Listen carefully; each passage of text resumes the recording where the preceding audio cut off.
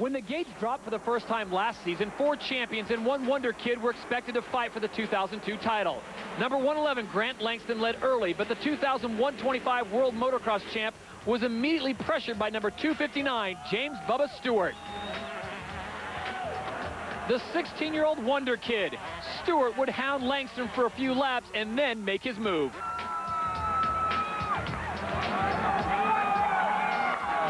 .125 East Coast champ Chad Reed got a bad start, but worked his way up and forced this Grant Langston miscue to move into second.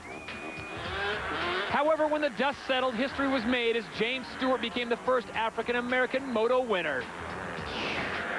Langston's troubles at the front would continue in Moto number 2, and Stewart would have his first outdoor mistake. But he would get right back up to chase defending series champion frontrunner Mike Brown. Bubba kept the pressure on Brown, but wisely sat in second. Brown got the win, while Bubba made more history with his first overall victory. Back to racing action. Mike Brown, number 3 on board the Kawasaki, currently sitting in second place here at Glen Helen Raceway. Brownie Tenacious winning Moto number 1. And there's number 21, the battle for 5th. That is Stefan Roncada, being pressured right now by number 109, the Yamaha of Craig Anderson. You know, I've seen Roncada do some practicing out here the past couple of Thursdays before this national, and his lap times are there. I just know that he wasn't even going to maybe ride the first couple of rounds of the season. Plus, he was undecided on which class to ride. He figured, well, you know, with the strategy to go to the 125 class, I think it was a good one, but I just don't think he's ready to go the pace for 30 minutes plus 2 laps twice on the day, and he'll get stronger throughout the season. Uh-oh. That looks like Antonez. That's the sand whoop section where Roncada and Anderson just came from. He's right in the middle of the track.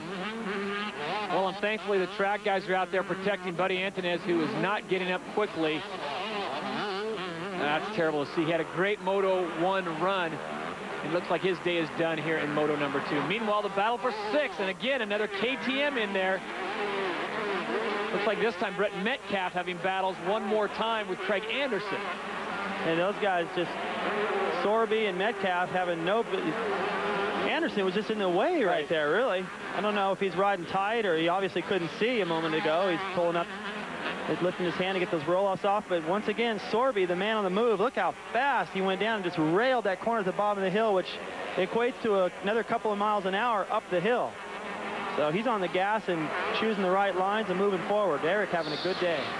Anderson, one more time, is looking on the left-hand side. Well, first of all, that inside berm is a lot better. Right. I don't know why he went wide. I don't think he went in too hot to overshoot it. He went in too slow in the first place. And maybe he just couldn't handle all this pressure on him. And he's riding tight himself. Things aren't coming together. When these guys are all over you, it makes it worse. So just, well, take a line, let them get through. That's not really a good racing strategy, but to survive the race and try to get some points and work his way into the series, I think is what's got to be on his mind right now. Otherwise, that's just horrible. As Eric Sorby just went wide, motored all the way around both of them.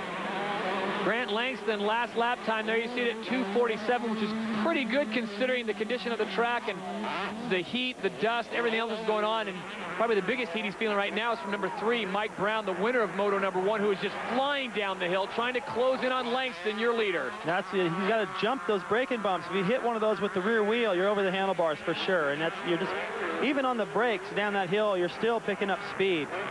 Brian Hughes having a good day. See him jump through the braking bumps. It takes a lot of timing to get down that thing without ending up on your head.